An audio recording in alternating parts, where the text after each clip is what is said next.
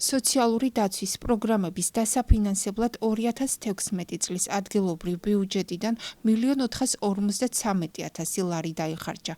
ფოთის მუნიციპალიტეტის მერის ჯანმრთელობის, სოციალური უზრუნველყოფის, ვეტერანთა, დევნილთა, გენდერული თანასწორობისა და დასაქმების სამსახურის უფროსის მაია მაკალათიას განცხადებით, გასული წლის მანძილზე 20-მდე სოციალური პროგრამა განხორციელდა.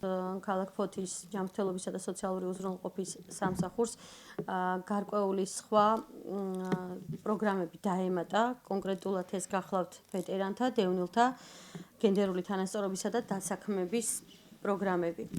რაც შეეხება მთლიან ბიუჯეტს 2016 წელს 1.453.000 გახლდათ, რომელიც ჩაშლილია შემდეგ პროგრამებში, რომელიც არის ჯანდაცვის და სოციალური პროგრამების. ახალშობილთა მატერიალური დახმარების პროგრამის მიხედვით ახალგაზრდა ოჯახებს წახალისების მიზნით ყოველ ახალშობილზე ერთჯერადად 100 ლარი გადაეცემათ. ასევე აღსანიშნავია, რომ სხვა ქალაქებისგან განსხვავებით, სადაც მრავალშვილიან ოჯახებს გარკვეული თანხა კომპენსაციის სახით მხოლოდ წელიწადში ერთხელ ეძლევათ.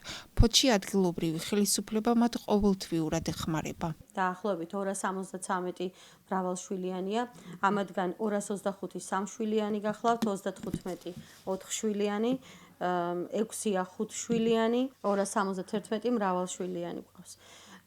ჩვენ მოვახერხეთ 2016-ში და გარკვეული თანხებით გავზარდეთ მათი ყოველთვიური დახმარება.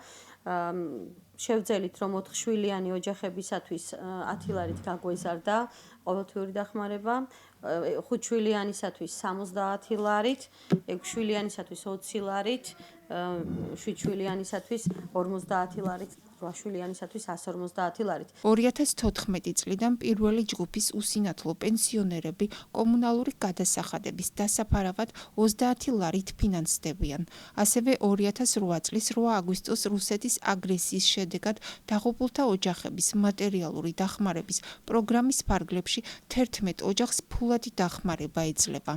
სადღესასწაულო დღეების პროგრამას რაც შეეხება, აქ ამ დღესასწაულებთან დაკავშირებით წახალისებას ვახდენთ ტრადიციულ დღესასწაულებთან მიმართებაში და ბენეფიციარებს, როგორებიც არიან ღვაწლმოსილები, ასეთი 28 გვყავს ქალაქში, 25 დედითა და დედმამით ობოლი, ასევე შეზღუდული შესაძლებლობის მქონე პირებს, ბავშვებს 86-ია, ესეთი 17 წლამდე ასაკამდე ჩვენ ვეხმარებით მათ და 100 ლარის ოდენობით უწევთ დახმარებას.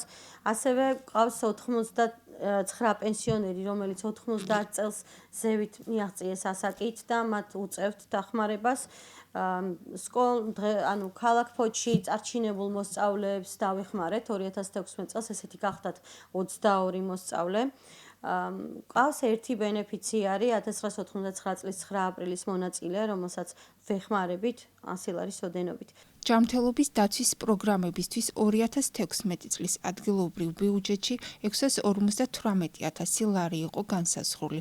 მასში შედიოდა საზოგადოებრივი ჯანდაცვის პროგრამები, ურგენტულ ავადმყოფთა ქალაქგარეთ ტრანსპორტირება, მოსახლეობის სტაციონარული მკურნალობა, გინეკოლოგიური დაავადებათა გამოვლინება და მკურნალობა, მოსახლეობის მედიკამენტებით უზრუნველყოფა და სასმელი და ჩამდინარე წყლების ბაქტერიოლოგიური და სანიტარულ-ქიმიური გამოკვლევა.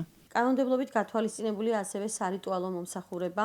ეს ითვალისწინებს მიცვალებულის ჩასასვენებელი სასახლის მომზადებას სოციალურად დაუცველი და შეჭირვებული ოჯახებისათვის, რომლებიც ვერ ახერხებენ ამას. რაც შეეხება ვეტერანებს, მათთვის დამატებით არის 300 ლარიანი დახმარება ამ სარიტუალო მომსახურებასთან ერთად. გვაქვს ასევე უფასო კვების სასადილო, რომელშიც 2016 წელს 220 ბენეფიციარი იკვებებოდა. ამათგან 20 ბენეფიციარს სახლში მიტანით ჰქონდათ ცხელი სადილი.